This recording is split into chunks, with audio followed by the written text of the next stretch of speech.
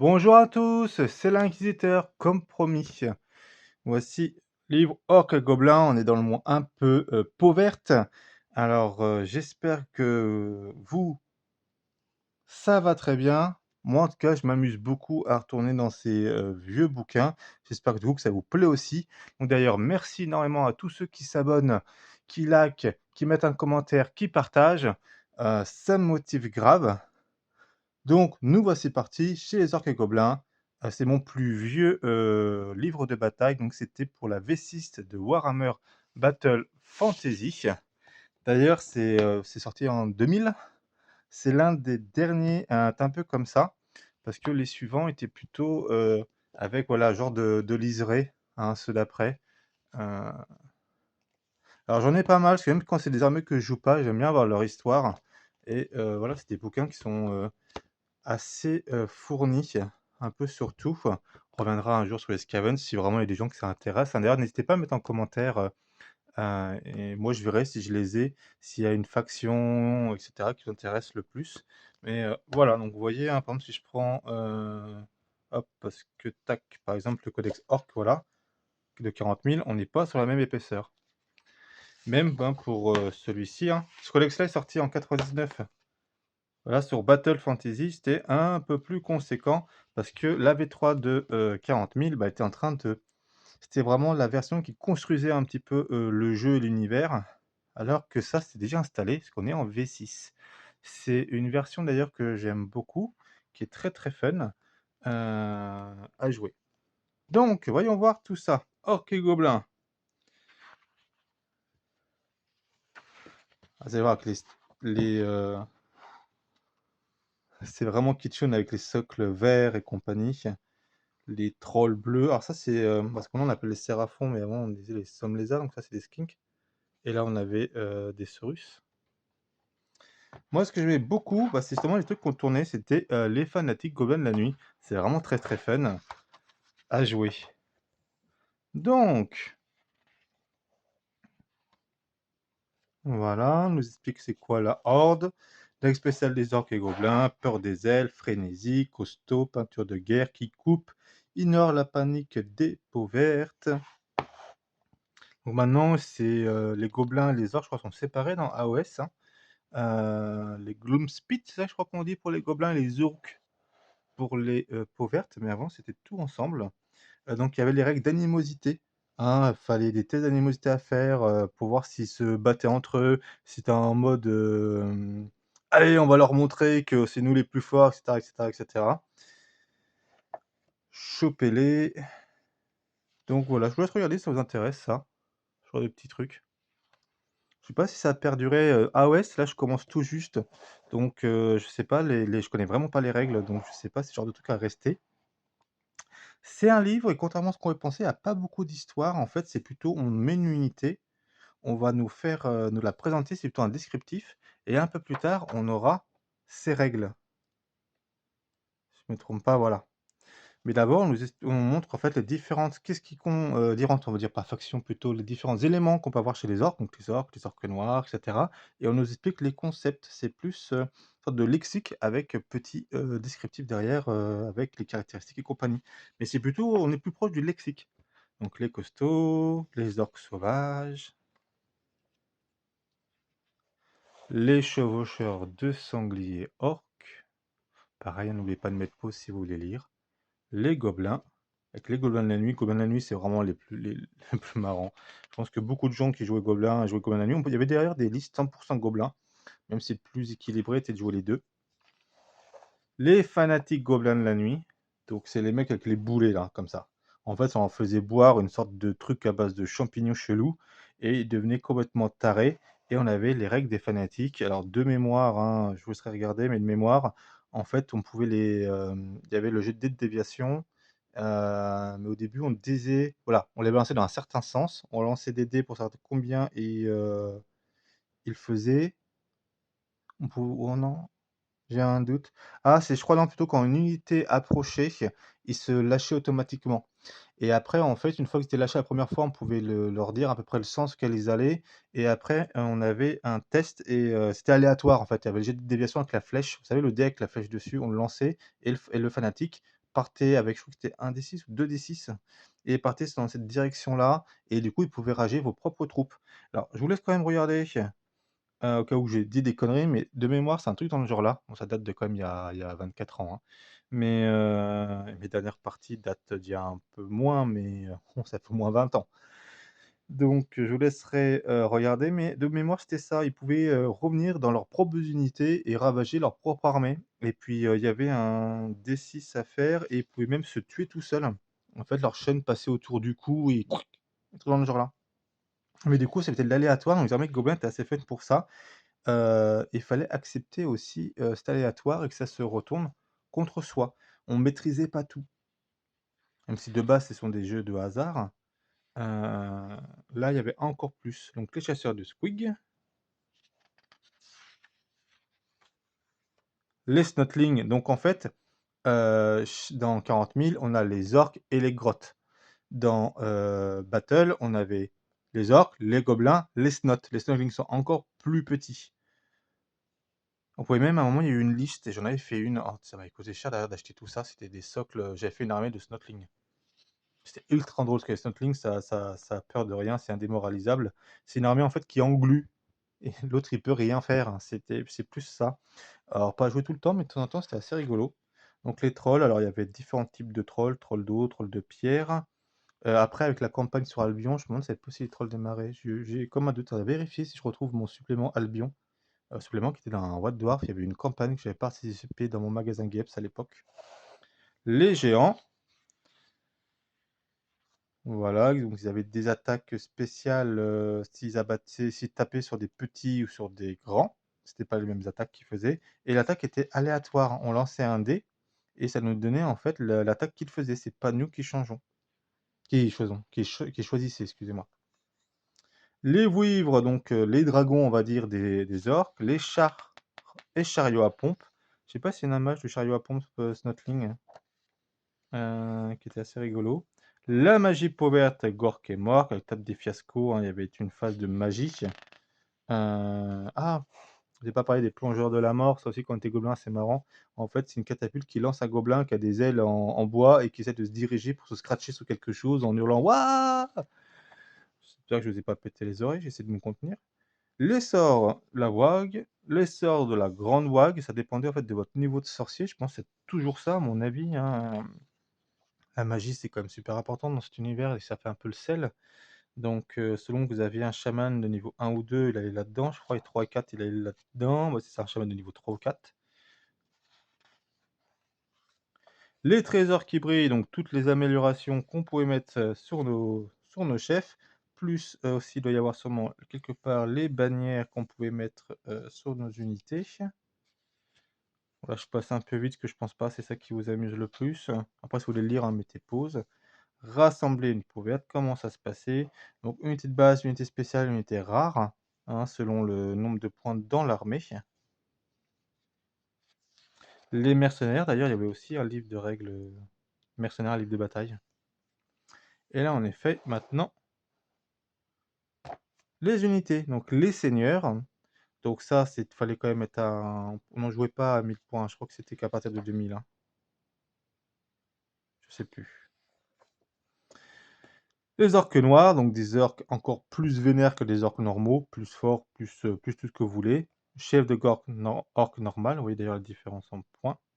Orque sauvage, pareil après chez chaman. Orque sauvage, il n'y a pas d'orque noir. Les orques noirs, c'est vraiment que des mecs qui tapent. Les chefs de guerre gobelins, on va se faire une liste que gobelins. Vous voyez, c'était comme à l'époque sur Warhammer 40 000, hein. On retrouve par contre la phase de mouvement. Dans Warhammer 40 000, tout le monde bougeait de 6 pouces avant, hein, si je me trompe pas, hein, c'était ça, il n'y avait pas de caractéristiques de mouvement. Non, là, vu que j'avais le livre de Orc à côté, hein, vous voyez, une unité a pas de mouvement. Sinon, c'était s'ils allaient moins vite, c'était dit dans la règle qu'ils allaient moins vite. Genre -1 en mouvement, genre là, par exemple, je pense à certaines unités. Et là, ouais, c'était inclus dedans, donc la plupart des unités dans Battle bougeaient de 4 par régiment. Chef de guerre commande la nuit, grand chaman gobelin, grand chaman commande la nuit. Après, on avait les héros, donc les chefs plus petits. Donc je crois que les seigneurs, c'était à partir de 2000 points, hein. Les héros, donc autrement, donc pareil, orque noir, orque sauvage. chaman orc, orc sauvage, grand chef gobelin, grand chef gobelin de la nuit, chaman gobelin de la nuit, haine des nains et peur des elfes pour les gobelins de la nuit. Parce que les gobelins de la nuit se battaient principalement contre des nains, et tous les gobelins ont peur des elfes. Guerrier orc, archer orc, guerrier orc sauvage, voilà. Chevaucheur de loup gobelin, ça c'était fun. C'est une unité vraiment rapide, parce qu'on prenait le mouvement du coup de la monture, donc il y avait un mouvement de 9, et donc quand tout le monde bouge de 4, 9 c'est énorme. Il fallait avoir une unité de ça hein, dans une armée. Il faut toujours une armée comme ça, par exemple chez les contes vampires c'était les loups funestes, etc. etc. Et une unité de cavalerie, il faut toujours avoir une unité de cavalerie au moins. Moi en tout cas je partais là-dessus, donc là c'était les orques sur sanglier. Bah, voilà, les chevaucheurs de sanglier. Les orques noirs, pour avoir un seul régiment, honnêtement, c'est vraiment, vraiment costaud. Coven la nuit, les Snotlings, les voilà. Il y avait une liste de coups plus tard qui est sortie. On pouvait jouer quasiment que des Snots avec un chef Snotling. Chasseur de Squig, char à sanglier orc, char à loup gobelin, lance-roc gobelin, balise goblin. Donc vous voyez, les artilleries, c'était surtout des gobelins. Vous voyez, les unités n'étaient pas mis en soutien élite comme ça, comme il y avait avant. C'était les seigneurs, héros, hop, unité de base, unité spéciale et après unité rare. Et on choisissait le nombre qu'on voulait là-dedans, le nombre qu'on voulait selon notre liste d'armées, ce qu'on a vu au tout début. Là, par exemple, l'unité de base, là, à moins de 2000, il en faut 2 minimum. Et bien sûr, un seigneur, toujours. On ne pouvait pas avoir aucun chef. Et puis après, voilà, les nombres d'unités qu'on pouvait mettre selon, par exemple, une unité rare à moins de 2000 points, il n'y avait qu'une seule. C'est drôle qu'ils mettent moins de 2000, même pas, mettent pas 1000 points. C'était vraiment, Battle était vraiment fait pour jouer à 2000 points. Combo. Tac, et unité rare, les trolls, catapulte à plongeur de la mort, chariot à pompe snotling, géant et les mercenaires. Mercenaires, ça rapportait un petit truc. Donc ouais, vous voyez, on va jouer comme ça en long. Mais ceux qui vont se mettre à The Old World, ça, vous allez découvrir tout ça. Je crois qu'ils ont un petit peu changé les règles, mais ça ressemble beaucoup. Hein. Donc les petits guides, hein, parce qu'on se rappelle qu'on est en 2000 et que Internet, c'est pas encore ça. Donc peindre les orques, en fait, les tutos peinture, vu qu'il n'y avait pas de tuto Internet, c'était uniquement dans les White Dwarfs et dans les livres d'armée et codex. Donc si c'est pas ça, pour nous aiguiller, on ne sait pas trop comment s'y prendre. Du coup, on se trompait beaucoup. Eux, c'était dans la boîte de base, hein, c'était Empire contre Orques. Les orques noirs. Là, on voit les différentes bannières. C'était stylé, hein. Les chevaucheurs, voilà. On voit vraiment ça la pattern de l'époque, tout ça. Hein, dans les couleurs. Unité d'orques noirs, qu'on peut avoir qu'une seule. Les gobelins. C'est vraiment kitschun. J'aime bien. Voilà pour les gobelins de la nuit, avec arc, avec lance, le fanatique. Vraiment, je crois qu'on peut en avoir 3 dans une unité. Les chasseurs de squig, donc ça avec des squigs.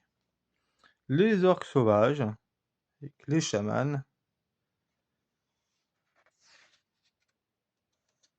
Les chasseurs de squig, c'est vraiment fun, l'orque, le gobelin avec son bignou, avec ses cymbales. Parce qu'en fait, il y avait forcément dans l'unité, forcément, je sais plus si c'était forcé ou pas, mais sinon vous avez normalement un champion, un musicien et un porte-bannière qui était devant. Et ça, toujours, en fait. Et justement, la bannière, si elle se faisait capturer, si je me trompe pas, hein, ça nous faisait gagner des points de bataille. Ça faisait gagner des points de bataille à l'autre s'il capturait notre bannière à nous. Et chaque unité pouvait avoir, ça ramenait plus un au moral, je crois, un truc de genre là. Donc c'était des unités assez importantes. Donc les chevaucheurs de loup, en fait, on collait c'était assez rigolo. Donc c'était en 2 parties. Clac, on collait, on mettait la tête, la queue. Il y avait juste un tout petit trou pour la queue. Ça pouvait casser assez facilement d'ailleurs si on transportait mal ces figurines. Le chariot à loup, on voyait peu, hein, c'est plutôt les chariots à sangliers qu'on voyait. Les chevaucheurs de sangliers orques. Les machines de guerre, on voyait là, il y a un gobelin qui va se faire, peut-être mieux comme ça, qui va se faire en fait éjecter et on pouvait essayer, et en fait il pouvait, on lançait le dé pour aller se scratcher et lui avec ses ailes on pouvait essayer un petit peu d'aller un peu plus vers là où on voulait. C'est fun, honnêtement ça faisait soit rien, soit pas mal de dégâts avec le gabarit, mais c'était assez fun. Oui. la balise Goblin, le lance-roc, troll, donc troll de pierre et les trolls d'eau. On avait nettoyé les peintures qu'on devait mettre. Ils avaient des règles un peu différentes. Le géant, donc avant les géants ça ressemblait à ça, hein, pour ceux qui jouent tout ce qui est Behemoth, hein, sur Age of Sigmar dans Age of Sigmar, c'est ça maintenant. Et je crois que d'ailleurs, c'était des nouvelles figurines de géants? Non, c'était peut-être des anciennes. Voilà, les géants ressemblaient à ça, après ils ont été vachement plus élancés. Voilà, ils étaient, avant plutôt, trapus comme ça. Et voilà, par exemple la horde de Gazrak dans noir. Donc une vouivre, les archers orques, lance-rocs, gobelins archers, les fanatiques contre des bretoniens. Bretoniens qui est une armée que j'aime bien. Alors moi j'aime beaucoup de choses, hein. J'aime bien l'histoire, mais moi, bretoniens, elfes sylvains, en mode forêt de Brocéliande, conte du roi Arthur et tout ça, moi c'est un truc qui me plaît beaucoup. Les petits décors, voilà. Après, on nous parlait des seigneurs. Donc, c'est bien sûr, si vous voulez lire, est-ce que je l'ai bien mis? Voilà. Tac. Grimgor, Boîte en fer, c'était peut-être le plus connu et le plus joué quand on faisait du narratif avec personnages nommés. Euh... Grimgor, Boîte en fer, ouais, c'est l'équivalent en fait de Gazgul, Maguruk, Draka pour 40 000. Dans l'idée, c'est un peu ça. En tout cas, de mon point de vue, hein. Ah, Wurzag Oud Ura Zaoubu, grand chaman de la tribu des Nedos. Tac, pour ceux qui veulent lire. Voilà, maintenant, bah, ici, hein, je vais essayer de le coulisser pour que vous puissiez bien tout lire. Les peaux vertes au combat, bah là, on nous explique comment jouer, c'est un peu de strat et compagnie. Les trucs lents, les trucs rapides, les trucs qui tapent, je suis sûr. Enfin, les trucs de tir, les trucs fous, les gros trucs, les petits trucs. Et voilà quelques conseils pour vous entrer dans la légende orc aux côtés de Grimgor et Wurzag. Les gars de Gablag, ça fait un peu Attila, je trouve.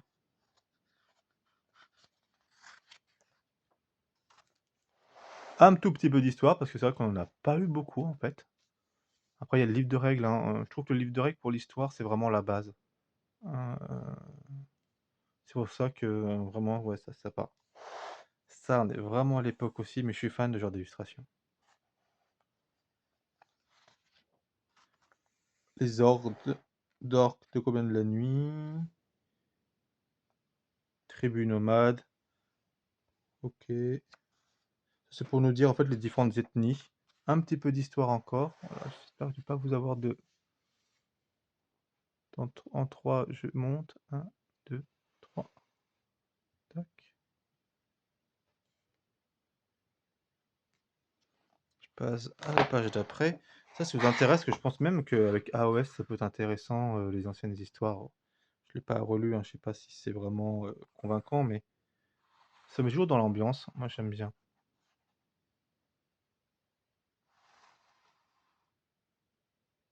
Voilà.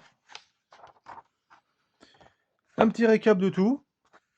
Ça fait jamais de mal quand vous avez votre bouquin avec vous, de tourner toutes les pages. Le récap, c'était pratique. Ah oui, gabarit de chute des géants. Donc ça, fallait qu'on se le scanne. C'est vrai que parfois les bouquins Orc et Gobelins, c'est un peu abîmé. Et qu'on le découpe parce qu'en fait, s'il tombait, bah, il faisait des dégâts, il fallait le gabarit. Donc le gabarit de chute du géant. Pour voir les dégâts que ça faisait sur qui, sur quoi, parce que ça tombait, je crois, en plus de manière aléatoire. Encore quelques petites images. Et puis voilà. Donc j'espère que ce retour dans le passé Orc et Gobelins des années 2000 de Warhammer Battle Fantasy vous a plu, que vous soyez joueur de 40K ou joueur de AOS ou autre d'ailleurs. Ou Old World aussi, ça permet de vous voir d'où c'est parti. Donc ça c'était la 6e édition, donc 2000. Moi j'ai commencé à jouer un petit peu avant, mais c'était à 40K et je me suis mis, je crois, à 99 ou 2000 à justement Warhammer Battle Fantasy.